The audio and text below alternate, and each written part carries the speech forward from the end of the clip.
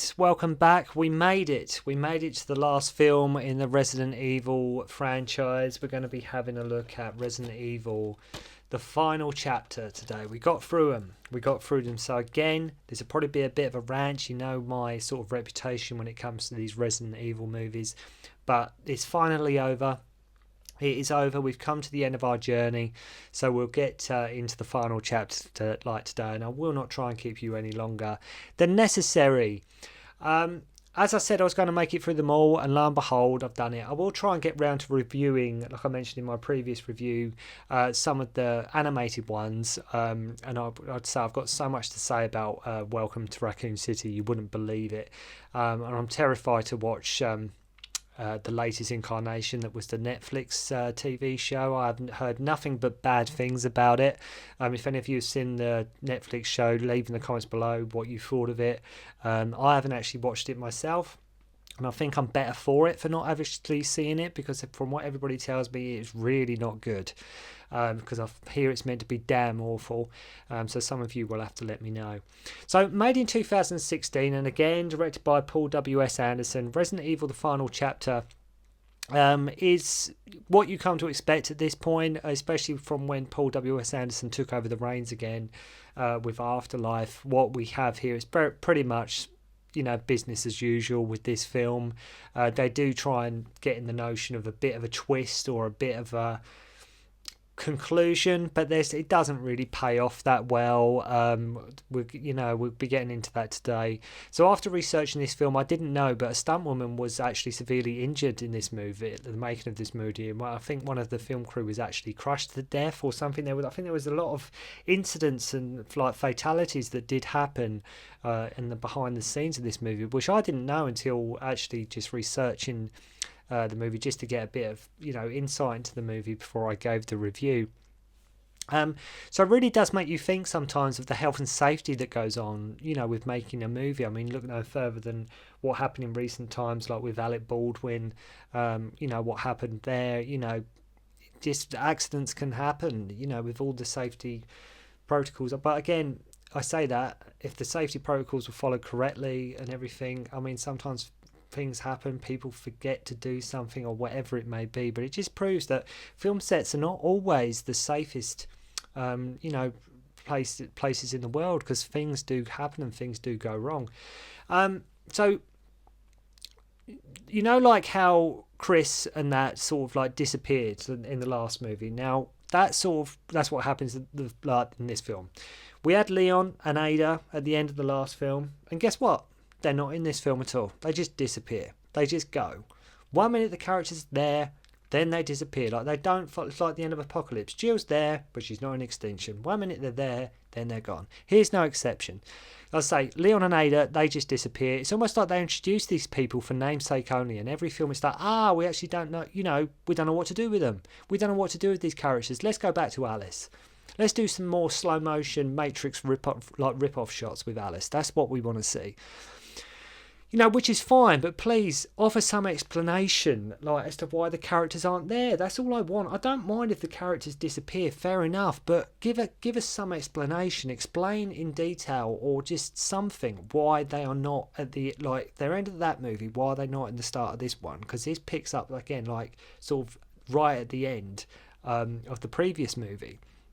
So that doesn't make sense, but as I say, just please give some explanation before they just disappear off camera. I mean, wouldn't it have been great if they just scrubbed out Alice altogether and the film just focused on Leon and Ada? Wouldn't that have been so much better? Wouldn't that have been so much more entertaining for us Resident Evil fans? But now let's focus on Alice and her force powers. Whilst not the worst film, I think that goes to Apocalypse, as I've mentioned quite a few times now. The thing with this movie is it's, like I say, it's pretty much just business as usual. Like from Afterlife, Retribution, this one is pretty much in the same vein. There's nothing new here that really brings anything new to the table. The film, especially like from sort of Afterlife, almost follows a sort of pattern. Loads of CGI, loads of set pieces, not much sense. Few characters from the games dropped in for name only, with no context or backstory. Someone giving in Alice a slow-mo gun toss for each film, ending with more of a threat than what was in the previous film at the start of the movie. There's always a cliffhanger at the end, and then it starts up where that ended, and they just follow the same pattern. The last three movies especially directed by Paul Anderson, just follow almost like a sort of step by step basic pattern that he is copying here each time. So, I mean, by this point, this is about as far removed from Resident Evil you can get. I mean, the other movies were pretty far removed, but this is about as far removed as you can possibly get from a Resident Evil movie. This one really is, it's gone so far at this point. Like I mentioned in my previous review for Retribution, who cares at this point? Do you know what I mean? Who really cares? Obviously, I mean, don't get me wrong, the film's still done well. The film still did business, hence why there were so many sequels, but it's, you look at this compared to, say, the first movie, you wouldn't think you was watching something from the same franchise. You really wouldn't. CGI, despite what people think, does not make good filmmaking. I'm sorry, but it doesn't. There's a time when it's needed, the time when it can be used really well. Lord of the Rings, perfect example, when you can have a brilliant story, brilliant actors, brilliant cast with CGI, and they interplay seamlessly and it works really well. This film with CGI just for having CGI doesn't work because there's too much of it. There's too much of it, and well, yeah. So the film in its opening does mix things up a bit. It tells us about the origins of the T-virus, which is something new, which is something they could have probably done a lot earlier. So it's only in the final film we're getting the origins of the T-virus, right? And how the Red Queen was created. We learn about James Marcus and Isaacs, who is in league with Wesker, and he kills Marcus and becomes guardian of his daughter. So there is some context there. They're fleshing things out a bit, which is little things like that. And when I talk about context, I don't mean doing it. It doesn't have to be really in depth, but just add in a bit of, so we've got a bit more motive for these characters, so we understand their incentive a bit more. And just like the opening of this film does go some way paved to towards doing that, because it does flesh out some of the backstory with the T-virus and what's actually going on and why this is actually happening. Establishing backstory so we as an audience can sort of understand motives and reason for these characters taking the actions they do. So we have these children, and this is still in the opening, like on a monorail where this kid randomly gets infected. I'm not sure how, because nobody in that monorail, in that cart, was sort of infected. He just suddenly starts turning for no reason out of nowhere. I mean, as always, visually, the film looks amazing. It's just everything else that is the problem. So you can see the budget on screen, you can see it there, the money's on the screen, but everything else is what slows this film down, which weighs it down. We see Alice coming out of all this rubble, and before you know where you are, she's been chased by this winged demon dragon zombie thing, which, by the way, she manages to at one point sort of run over, just to give you some idea of what's going on in that opening scene. Again, no plot to tell, so this is the problem. There's no plot going on at all. It's just set piece, and not even good ones at that. So she goes into this bunker and has an argument with the Red Queen, who tells her about an antivirus that is in the hive below Raccoon City. As always, like so many films do with their last one in a saga or a string of films, what they always do, they try and bring it back to the first film. This is what a lot of filmmakers do. This is not uncommon. You look no further than, say, Christopher Nolan with the Dark Knight trilogy. Dark Knight Rises brings it back to Batman Begins. And this is sort of what Paul W.S. Anderson tries to do here. He tries to forget everything that happened in the middle. You only really need to pay attention to the first film, and then we're just going to try and bring it on home so it's like a full circle and the story is complete. Well, like I say, which is not uncommon with filmmakers. It's a regular trait that filmmakers do, because it's, like I say, just to give a overall more rounded story. So she drives from Washington to Raccoon City and gets ambushed by Umbrella, manages to take them out while shooting them and sort of pirouetting at the same time, as you do. So Alice thought she killed Isaacs, but no, she killed the clone. And as always, Iain Glen is the best thing in it. I mean, absolutely, really is. He saves this film in more ways than one. He really is the saving grace in this movie. See, the rules just don't apply in these movies. Anything can happen. You got clones, you got this happening, that. There really is a nice shot, I will say, sort of when he picks her up and he sort of casts her out, and we find out they're on this tank, and she ends up running sort of behind them with her hands tied together behind her back, being chased by loads of zombies. I thought that was a really good shot. Because you had no idea they were on this tank, sort of when they pick her up. And she casts around, and you're explained like sort of where she is, and you can see the surroundings, all these zombies chasing after this tank, and it really does work. I think that was a fantastic shot there. And I think that really comes a lot like across quite well. Isaacs contacts Wesker saying she may know about the antivirus. I mean, one thing to say about these films is the pacing, right? The pacing in these movies does keep up. It keeps going. Paul W.S. Anderson doesn't slow things down. The pace does keep. If you're into this kind of thing, if you're, like I say, a young teenage kid, you're probably going to love this because it doesn't keep you bored. The action does keep coming, and to say, it doesn't really slow down or let its feet off the gas at any point. So I think the credit to Paul Anderson, he knew the target age of his audience, and the last thing he wanted was for them to be bored. So to his credit, he does that well. So this is a good one. She cuts off Isaac's hand, right, so she can use a motorbike to escape from a tank that is being chased by zombies. Right, say that out loud, right? Just say that out loud. She cuts off Isaac's hand so she can use a motorbike to escape from a tank that is being chased by zombies, right? So once in Raccoon City, she meets Claire again. Remember Claire? No, of course you don't, because she had no memory. She wasn't a memorable character. That's why. You might remember her from the game, Claire Redfield, but no, in the films, it's like, oh, Claire's back, right? Great, Claire's back. So she remember the one that was running the convoy and has a brother Chris, and that's about all we know of her, right? That's, really fleshed out. That's about all we got from Claire in these movies so far. So Alice informs them that Isaacs is approaching. As always, even when she meets a crew of people, there is always that one guy that wants to sort of take care of Alice, or that one is sort of the hothead of like, why should we listen to you? There's always fitting into that traits of just the generic, typical people that she encounters. She was given like 48 hours to like sort of find this thing, like this antivirus or whatever. And we're already down to the last 12 hours at this point. So God knows what happened to them last 36 hours. God knows where they disappeared to. As with all the survivors she meets, it's never explained how this lot found each other or why it's these people that survived. It's always such an odd mishmash of people that you're never quite sure how it's them that formed together. And they're built like this Mad Max Fury Road sort of type of fort that they use. They have like catapults and nail guns. And whilst on the subject, wouldn't it be amazing if there was a film? Just want to get it up, wouldn't it? If they're going to do a film of any of the games, right? Wouldn't it be amazing? I know they've remade Resident Evil 4, but wouldn't it be amazing a film version of Resident Evil 4? I mean, and if it was done right and it was done really well, because that to me, out of all the games, would be the best game to adapt. I know that's the one that's got the most praise from so many games players and reviewers around the world, because it's Resident Evil 4 was so good. I mean, it's like the idea of like the Wicker Man with zombies, chainsaws, Las Plagas. I mean, the works. It really was Resident Evil 4 a real phenomenon, and I'd love if they were going to just take the games and do just a film version of the game. Please do one of Resident Evil 4, because it would be absolutely amazing. So Isaacs approaches and lets out a survivor, so Milla and her crew will open the gate. Then he kills her anyway, this survivor, so that was a complete waste of time. So I have this giant tank laying waste of the building. Now go and play the first game.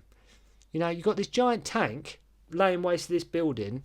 Go and play the first Resident Evil on the PS1 and be like, oh yes, that's just like the game. Yeah, I can see where they got that. Where they get it's so far removed from the game at this point that it's unreal. So one of the survivors gets killed. Great character development as always. Big CGI explosions. Alice does like a zip wire shtick and have to have like a kung fu fight with one of the Umbrella employees. So they get to the hive, and who can forget classic lines such as, "Something's stalking us. Are you sure? This is what I do."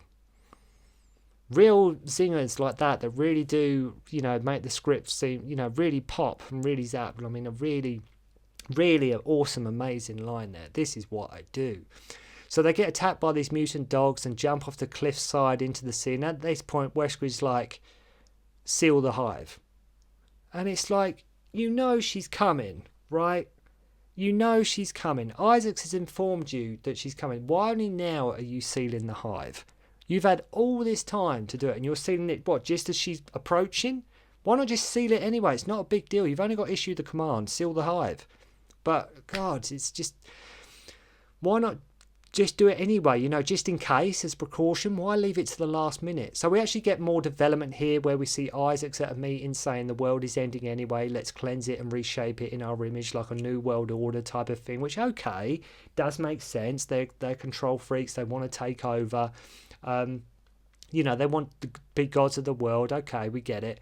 Alice gets informed of an Umbrella informant who is most likely in her ragtag crew of people. Always just one set piece after another. We have the tank bit, the winged demon bit, the fortress bit, and now the fan bit. And I mean, this is not how you do a wind tunnel scene. If you go back to my Operation Condor review of Jackie Chan, that's how you do a wind tunnel scene. You know, check out, you know, just check that review out. So at this point, all that's happened to Alice and her whole arc in this movie has been wakes up, meets some survivors, and goes to the hive. That has been Alice's whole story in this movie so far. Wakes up, met some people, gone to the hive. That is all she's done in this movie. That is all that's happened to her. So they're all in this vent and gets launched down different shafts. This is where, as always, we have Alice taking on this CGI thing who's like all chained up. It feels at this point that the movie is just killing time more than it has ever done. At this point in the movie, it really does feel it is just dragging and it's going through the motions, like they're just chucking whatever on screen. We get a few flashbacks of the first movie. So Wesker awakens cryogenic like frozen Isaacs, as the other one, it turns out, Twist, was a clone too. See, they just keep fooling us, don't they? They just keep us on our toes. And you know, Paul Anderson, you and your twists, they just keep coming. He has the antivirus, and we have like this Mexican standoff type deal. Quite a nice scene with like a predictive combat thing going on in Alice's head on ways to kill Isaacs, and he's like, "You don't make it," which is quite cool. A bit like a Sherlock type thing, Sherlock Holmes type thing, sort of like what Robert Downey Jr. does in the Guy Ritchie films when he's sort of thinking in his head how to take out his enemy in front of him. So the big twist is this, like we've been following, isn't it? I mean, and it turns out Alice is in fact a clone, right? The main Alice we've been following this whole time, she in herself is in fact a clone based on Marcus's daughter Alicia, right? Which, to its credit, does make sort of sense, right? That does actually make sort of sense. It explains why she's got no memories, even though she could remember Ada and things like that, which doesn't make sense. So Claire kills the traitor. Wesker gets taken out by old Alicia, which is really just Milla Jovovich in old makeup, much like, if she doesn't look like sort of out of place, if you imagine sort of Spike Jonze and Johnny Knoxville in the Jackass movies, that's the kind of makeup that it looks here. So Claire and Alice go after Isaacs, have some more kung fu fighting, have like a whole throwback to the laser hallway in the first movie. Alice gets the antivirus, shatters it outside, all very cinematic, like it's finally over, and that's it. So the Red Queen was actually based on her, and Alicia gives Alice all her memories in the end. Sort of, you know, you can remember, you can have what I have, because it turns out Milla Jovovich's character was the daughter, and that Alice we've been following this whole time was a clone. And whilst this is going on and Alice is having this huge like moment, Claire is just sitting there like a spare one. Claire is just sitting there doing absolutely nothing. Alice is having this massive, I've got some memories, I was a clone the whole time, but she, you know, Alicia, the grown-up one, like the older one, has given me her memories, the computer's given me her memories, and she's just like, Claire's just sitting there just like, what am I meant to be doing at this point? And it ends with just Alice on a motorbike. Again, even in the film itself, Claire just disappears. No mention where she goes, what she does. It's just lazy storytelling. No real innovation here compared to previous installments. But it's okay. It's just, as I say, the last three movies all sort of fall into one for me. But you know, like, all the movies are done now. As I say, the last three movies all sort of, I will say out of all of them, 1 is probably still the best. 2 and 3 at the bottom. And 4, 5 and 6 you can probably put together. I will say probably Retribution maybe is better than, I don't know, but it's all debatable. But the last 3 movies directed by Paul W. Anderson all come together. But I think overall the first film is probably the best one. Apocalypse and Extinction are by far the worst. And thus concludes all the Resident Evil films. They're all done. Yay me. So thank you very much for watching. Hope you enjoyed the review, and hopefully I'll see you again soon. But I will try and get round to some of the animated Resident Evil movies, as well as Welcome to Raccoon City. Thank you for watching. See you soon.